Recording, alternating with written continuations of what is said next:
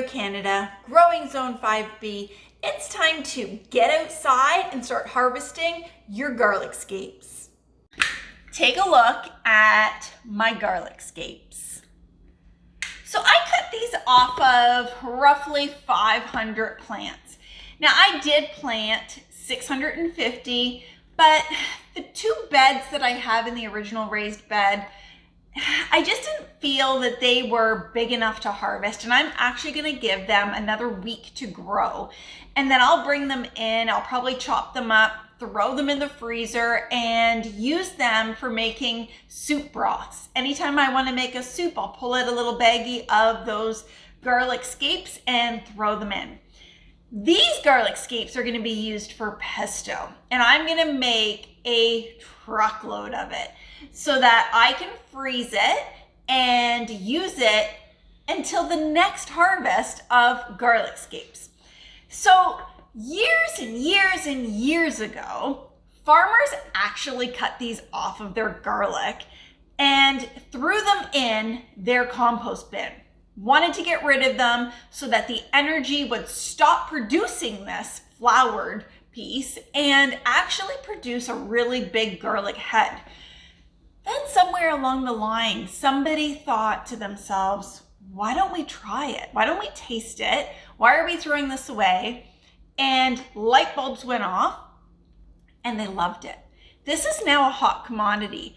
People actually grow specifically hardneck garlic so that they can get the scapes, which is exactly why I did that.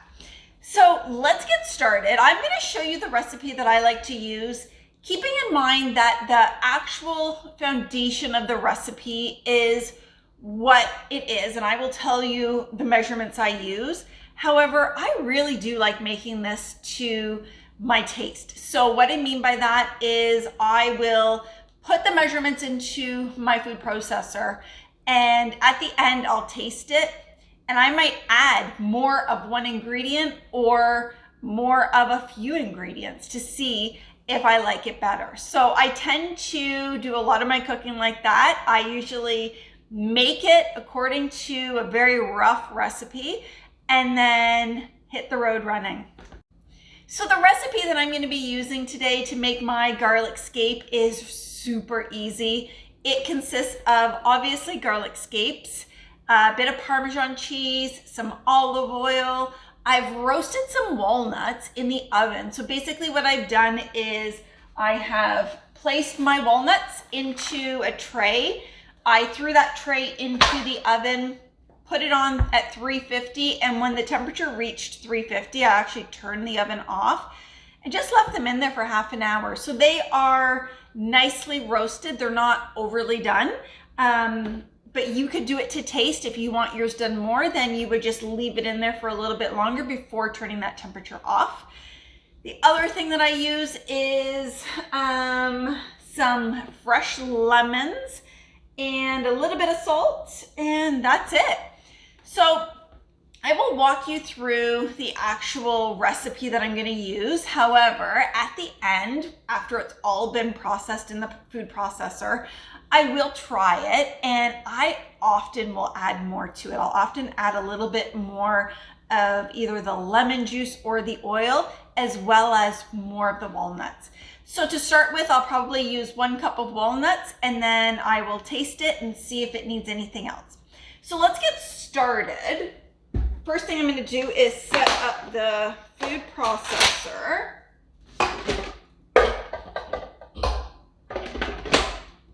Get that plugged in. Okay. So something that I want to talk about before we actually get cooking is how long you should leave your garlic scapes on your plants. So you want to make sure that you're not grabbing them too early, because then you're getting less of a garlic scape. But you want to make sure that you're not grabbing them too late, because the later that you grab them, the woodier the end piece is going to be. And so just to give you an example, some of these that I have are actually bigger than some of the other ones. So this one here is probably a good 2 inches bigger than the other one. However, when I grab them, If I show you here, I don't know if you'll be able to hear it. It snaps just like an asparagus. This piece here is really woody, and this really isn't something that you want in your pesto. You don't want a really woody scape in there because it's not going to blend up really nice. Now, if I show you the smaller one,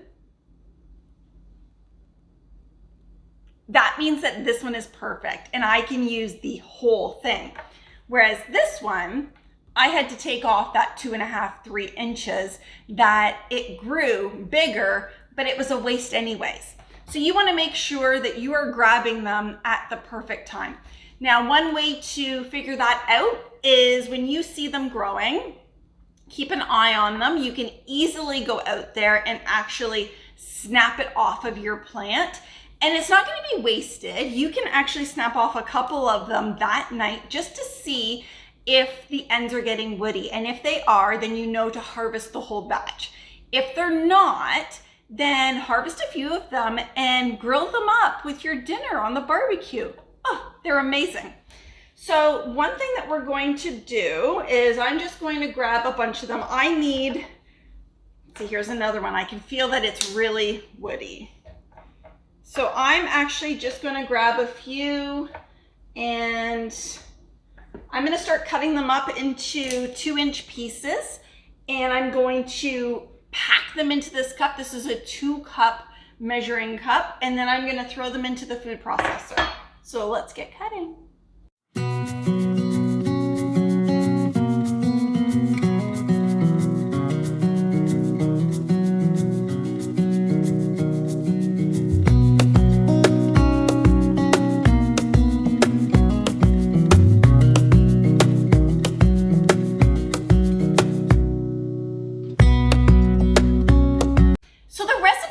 For 1 pound of chopped up garlic scapes.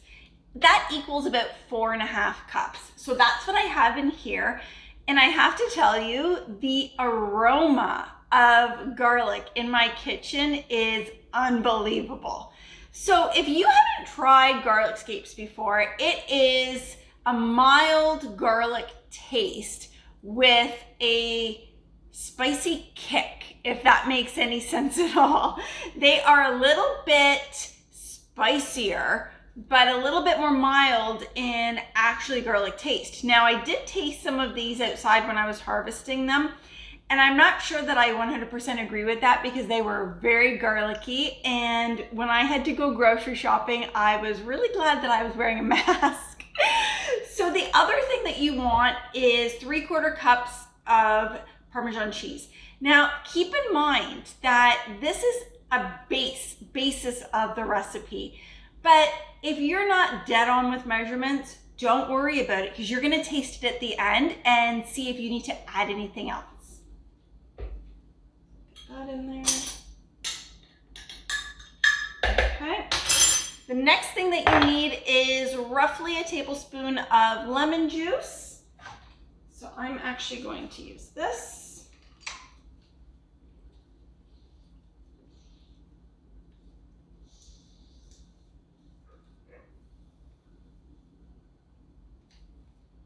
And I usually use a whole lemon, but again, we'll do it to taste and see what happens. And then I usually use about a teaspoon of salt. Okay, so let's put the top on. Let's get it blending. And then we will slowly add 1/2 cup or a little bit more of the olive oil into the mixture. So I'm just gonna get that ready so I know exactly how much. And then I can tweak it a little bit.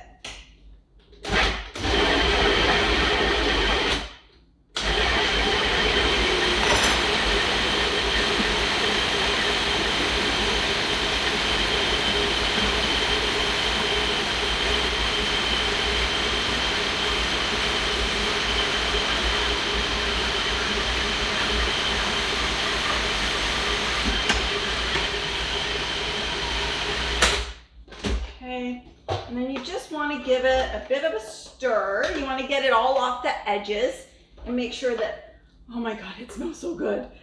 You just want to make sure you get it off the edges. Okay, I can already tell that this is really thick and that I probably want it a little bit thinner. So I'm gonna add a little bit more of the olive oil.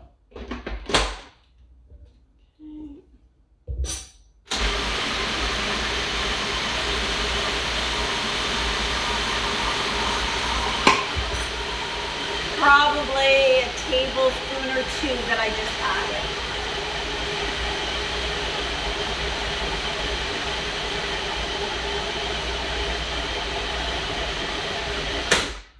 Okay, so the first taste test.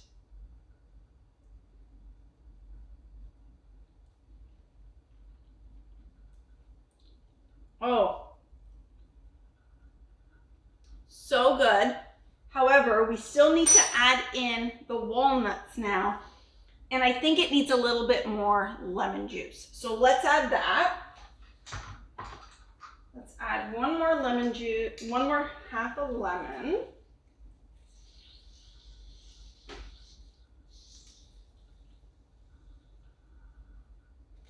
Okay.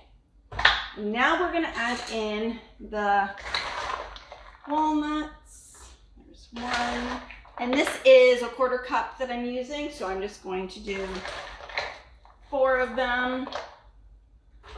Again, basically heaping. Okay.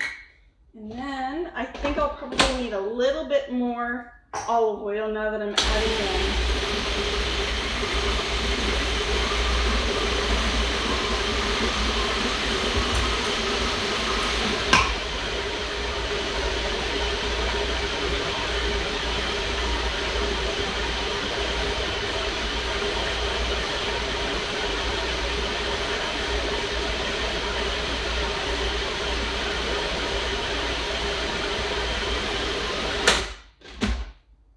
Okay, new spoon. I have 2 over here.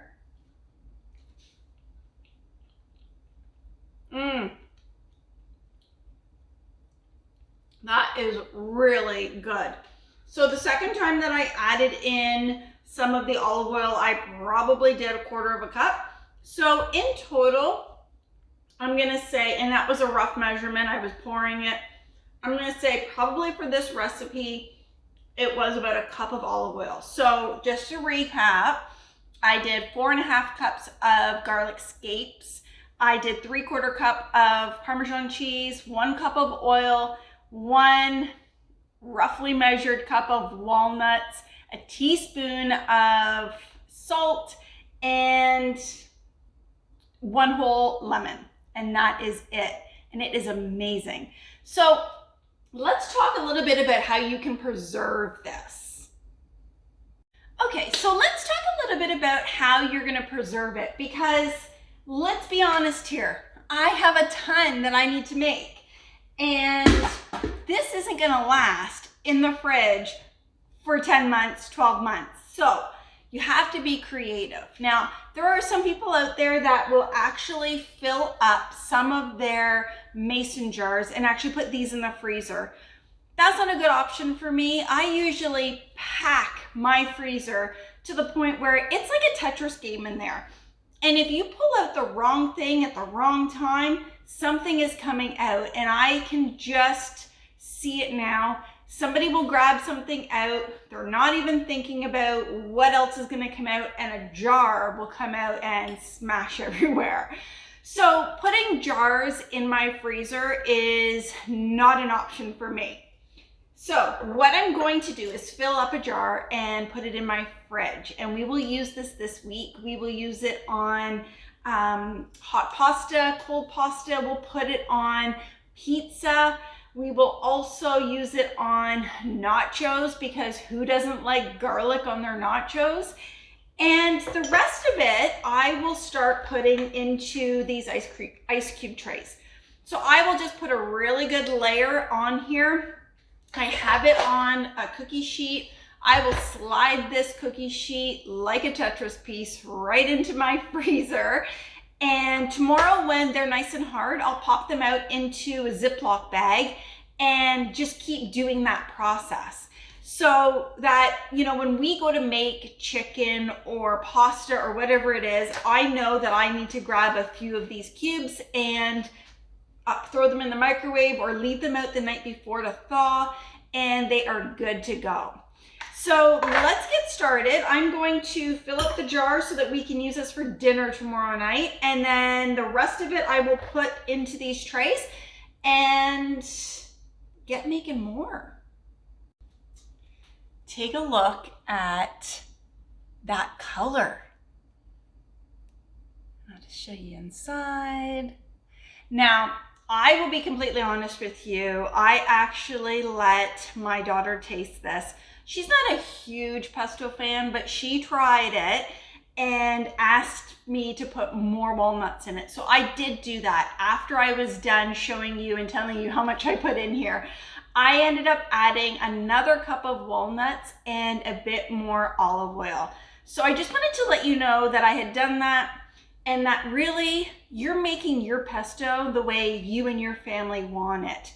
It doesn't have to be so stringent to the recipe. It can be exactly how you and your family like it. So let's do this. I'm gonna put a lid on this so I don't spill it because I am very messy. Okay, we'll take that out. And I'm basically just going to scoop this in.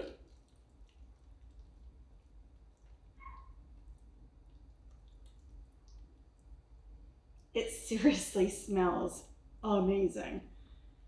Now, some of you might be wondering if you can add in basil or parsley or any other kind of leaves that you might have that you want to add in. And of course you can. Again, you can add whatever you want.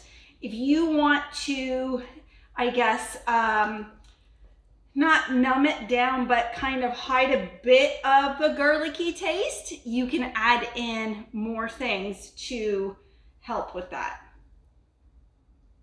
Okay.